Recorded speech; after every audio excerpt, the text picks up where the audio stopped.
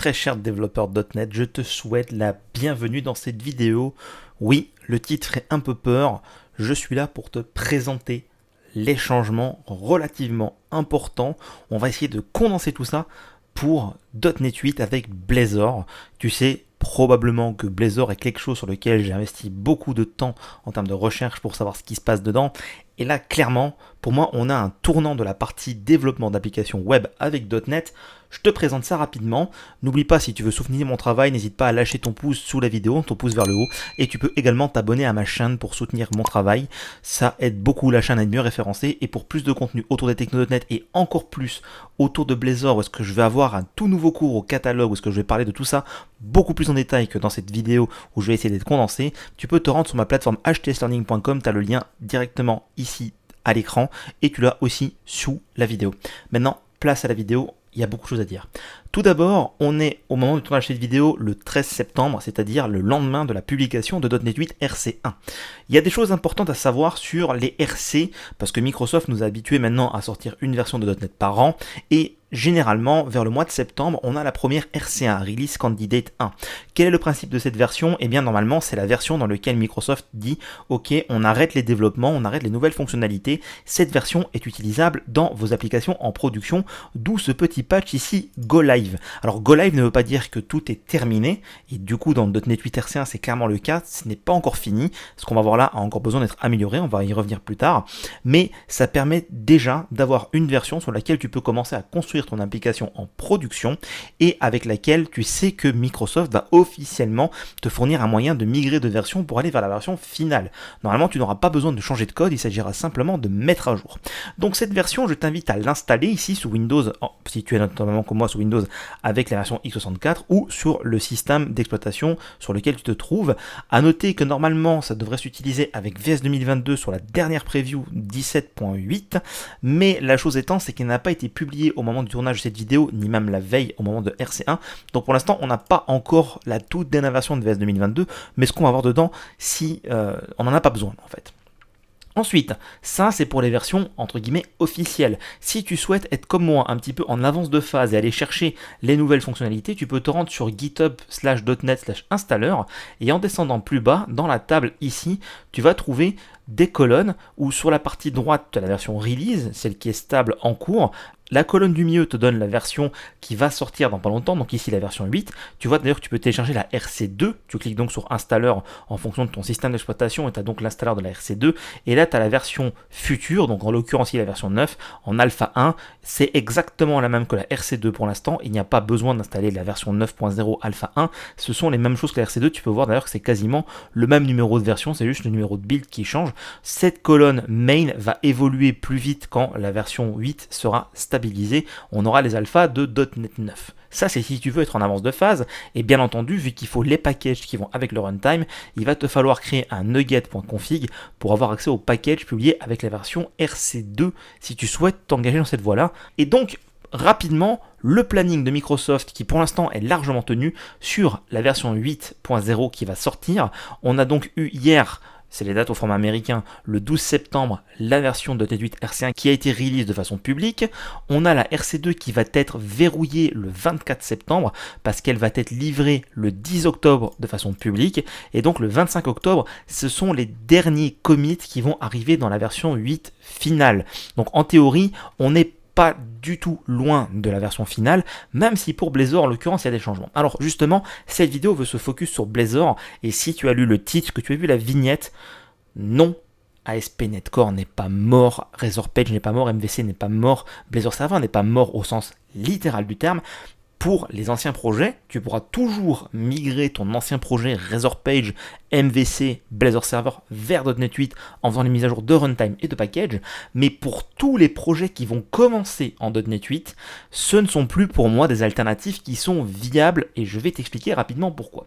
Afin que tu puisses comprendre ce que je veux dire par là, on va rapidement ouvrir un terminal et on va donc taper .NET New List comme ceci. Alors .NET New List en fait t'affiche la liste de tous les templates qui sont installés sur ton PC et te permet donc de créer une nouvelle application .NET. Et maintenant nous avons celle-ci, application web Blazor, qui contient Blazor et WebAssembly. En fait, c'est quoi la nouveauté? Je ne sais pas si tu as suivi l'actualité, mais Blazor devait devenir le fameux Blazor United, qui depuis a perdu son nom United, donc l'unification de WebAssembly et de serveur dans le même template, dans la même application.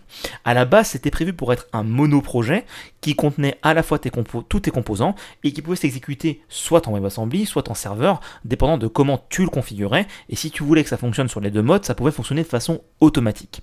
Sauf que Microsoft a revu ses plans parce qu'il y a des difficultés techniques liées à ça, et donc aujourd'hui on a un petit peu un hybride.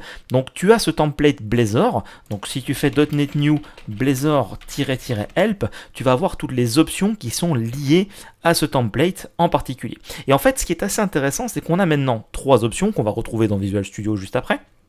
Mais si tu n'as pas Visual Studio 2022 ou si tu veux passer par le CLI, c'est ces options-là qui vont t'intéresser.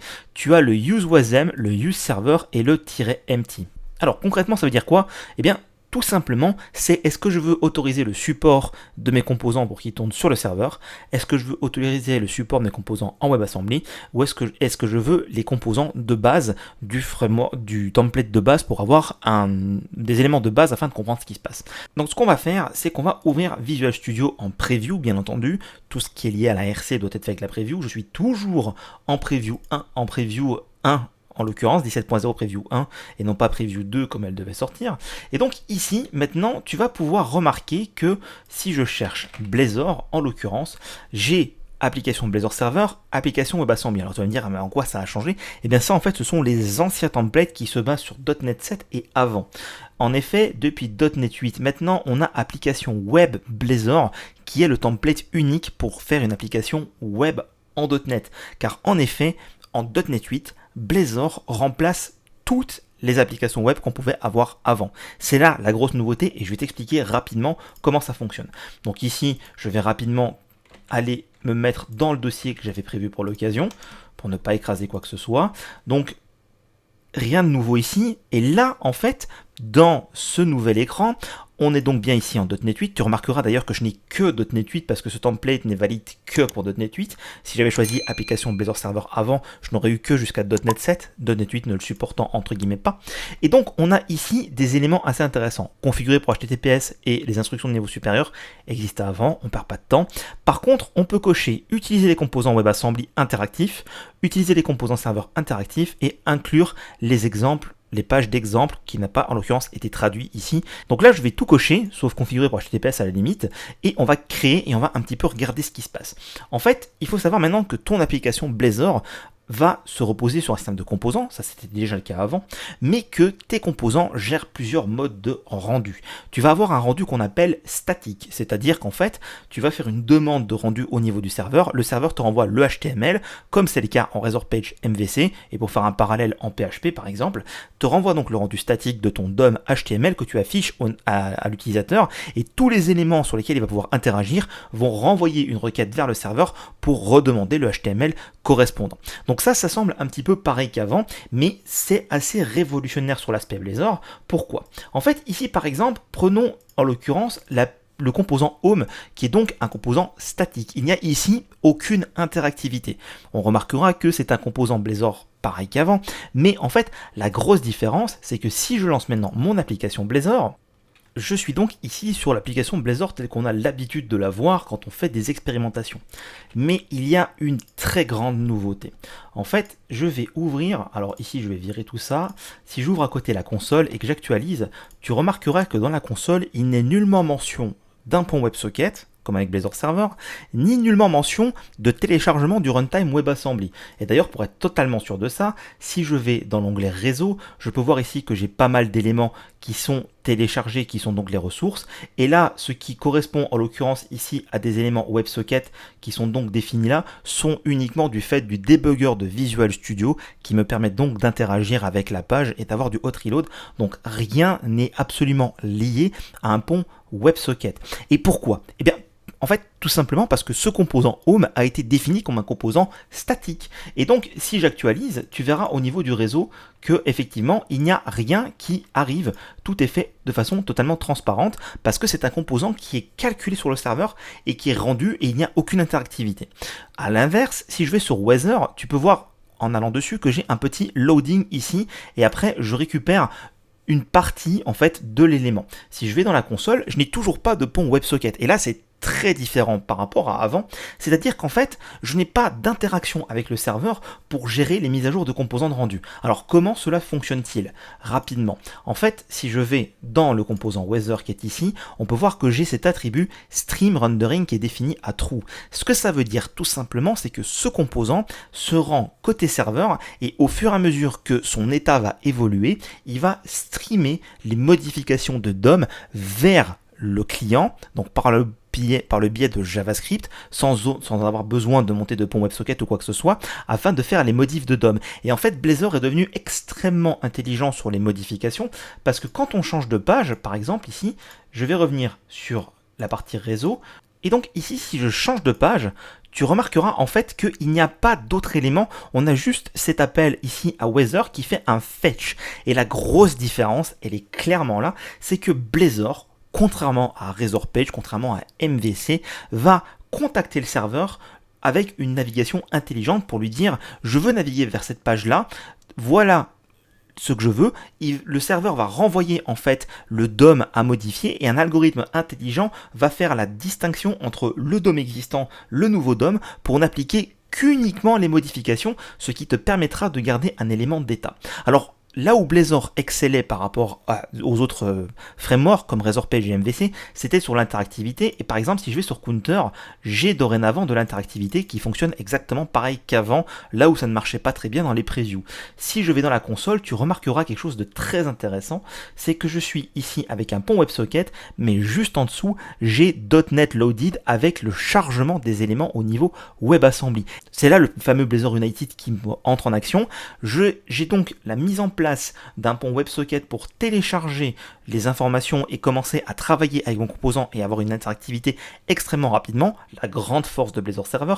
Et pendant que cette interactivité s'est mise en place, ça a téléchargé en fait tous les éléments WebAssembly en arrière-plan, me permettant d'avoir une interactivité immédiate et d'avoir WebAssembly qui se charge en fond. Et tu peux voir que si j'actualise au niveau de la console, je n'ai plus le pont WebSocket, je n'ai plus ici que WebAssembly qui rentre en action et je garde la même interactivité. Et c'est là en fait le gros avantage de ce Blazor United, ce nouveau Blazor .NET 8, ce nouveau template, c'est que dans un seul modèle d'application web, tu peux absolument tout faire. Tu peux faire des composants statiques, comme en RazorPage, sauf que cette fois-ci, tu n'as plus besoin de te poser la question, est-ce que c'est du CSHTML et tout ça, tu vas juste travailler avec des composants Razor et avoir la syntaxe qu'on connaît tous. Et pour tout ce qui est de code dynamique, on va avoir l'arrobas code ou la séparation avec des composants, ça je rentre pas dans le détail ici, je le traite dans mon cours, et en fait tout ça va rentrer dans le cycle de vie de ton composant et créer les informations pour le rendu. Donc si ton composant a toutes les infos dès le début côté serveur de façon synchrone, le rendu peut être fait de façon totalement statique. Si le composant doit récupérer des données de façon asynchrone, comme c'est simulé ici dans le composant Weather, tu vas donc utiliser l'asynchronisme. Là, on a un simulacre, mais dans l'idée, en fait, c'est qu'on va contacter une API, et tu vas dire que ce composant fait du stream rendering, ce qui veut dire que son état va changer au fur et à mesure que les données arrivent pour se rafraîchir, se mettre à jour. Et donc, en fait, ça va te permettre d'avoir directement les informations affichées à l'utilisateur avec chargement en cours ou les éléments, les espèces de petites progress bar grises qu'on peut voir sur les sites, pendant que le serveur calcule ce qu'il doit lui rendre. Et ça, dans un seul paradigme de développement. Et pour finir, la majorité des gens pensaient que Blazor n'était là que pour faire des single page applications. Et bien maintenant, l'interactivité doit être explicitement décrite. Alors là, petite subtilité, j'ai décrit que je voulais le fonctionnement serveur et WebAssembly en cochant les deux cases pendant le wizard au début de la création, mais en l'occurrence, le counter qui est là est en l'occurrence ce qu'ils appellent ici un workaround qui n'a d'ailleurs plus lieu d'être. En fait, si je prends le arrobas page qui est là, que je supprime le counter au niveau du projet Blazor classique et que je mets l'arrobas page ici au niveau du counter Razor qui est donc dans le projet client, qui est un petit peu particulier mais je n'ai pas le temps d'aller jusqu'au bout de l'affaire, et que je relance mon application Blazor, on va pouvoir voir que sans avoir le counter qui est ici pour autant, je suis en capacité normalement d'aller pouvoir router celui-là. Sauf que j'ai une 404 not found, tout simplement parce qu'en fait le composant est décrit dans une autre assembly, et là où avant il était nécessaire de le définir au niveau du routeur comme ceci, donc comme ils l'ont fait ici avec le Additional Assemblies pour le routeur, on doit également dans le programme .cs ici ajouter le support des Additional Assemblies en faisant le lien vers l'assembly qui contient ce composant-là, parce qu'en fait, il y a un mapping qui se fait au lancement qui va détecter tous les composants et qui va donc les charger avec les modes de rendu à la fois serveur et WebAssembly. Donc au final, ces lignes-là sont un peu différentes, celle-ci aussi, et si je lance donc mon application, maintenant, cette fois-ci, j'ai bien accès au compteur et on remarquera que ici, en l'occurrence, je suis bien d'abord en WebSocket et après quand j'actualise et que je reviens, je suis donc en WebAssembly. Donc un seul paradigme de développement pour différents modes de rendu et différents types d'applications web, tous packagés dans la même application. Et c'est là en fait où Blazor fait très fort dans cette version de .NET 8, c'est qu'au final on n'a plus besoin de se casser la tête de quel type de projet je vais créer pour mon application web. On créera une application Blazor tout simplement parce que Blazor peut gérer tous les type de projet en .NET 8, du statique, du stream ou du SPA, tout en un, et en fait c'est toi qui vas décider en fonction de tel ou tel composant, celui-là je veux qu'il fonctionne, qu'il soit dynamique et ainsi de suite. Je n'ai pas le temps d'aller vraiment dans le détail de tout comment tout fonctionne derrière, c'est des choses que je peux explorer plus longuement dans mon cours sur ma plateforme parce que j'ai pas envie de dépasser les 20 minutes de vidéo, mais moi je trouve ça super excitant. Il y aura encore beaucoup de choses à dire, comme notamment par exemple le fait que si on veut tourner exclusivement côté serveur, il y a un mécanisme intelligent de la gestion de la connexion qui va te permettre de nettoyer les ressources serveurs pour éviter de prendre trop de temps, et donc on peut également définir pour certains composants comment ils doivent se comporter, ainsi de suite. Bref, trop long à le dire, moi je trouve ça super parce que maintenant la question ne se pose plus en .NET, tu crées une application web, ok, et bien c'est une application Blazor, et ce sera à toi après de dire je veux que ce composant soit dynamique, que celui-là il y a une interactivité avec l'utilisateur sans qu'il s'en rende compte, celui-là on peut tout faire côté serveur, et ainsi de suite. Ce sera donc à toi de le faire, on n'a plus besoin d'apprendre différents frameworks, différentes technologies, d'avoir différentes extensions. À mon avis, tout ça va mourir de sa belle mort, va continuer à être patché dans les mises à jour qui viennent, mais au moins maintenant les équipes de Microsoft peuvent se focaliser sur un seul type d'application web, les applications Blazor, avec le moteur de développement Razor, sur les fichiers d'extension .razor, donc plus besoin de se casser la tête. J'espère que cette vidéo t'a plu. Encore une fois, je n'ai pas pu tout couvrir en détail parce que ce serait beaucoup trop long et ça ferait l'objet d'un cours à part entière qui, je te le rappelle, est disponible sur ma plateforme. Dans tous les cas, si tu aimes ce que je t'ai présenté ici, que tu es enthousiasmé par ça, n'hésite pas à utiliser les commentaires sous la vidéo pour en parler directement avec moi ou nous rejoindre sur la communauté Discord pour en discuter. Et si tu veux soutenir mon travail, n'oublie pas non plus de mettre ton pouce vers le haut sous la vidéo, de t'abonner à ma chaîne, tu y restes libre ou non d'activer les notifications, bien entendu. Je te renvoie vers ma plateforme HTS Learning pour plus de contenu et je te dis à bientôt pour une prochaine vidéo autour de techno.net.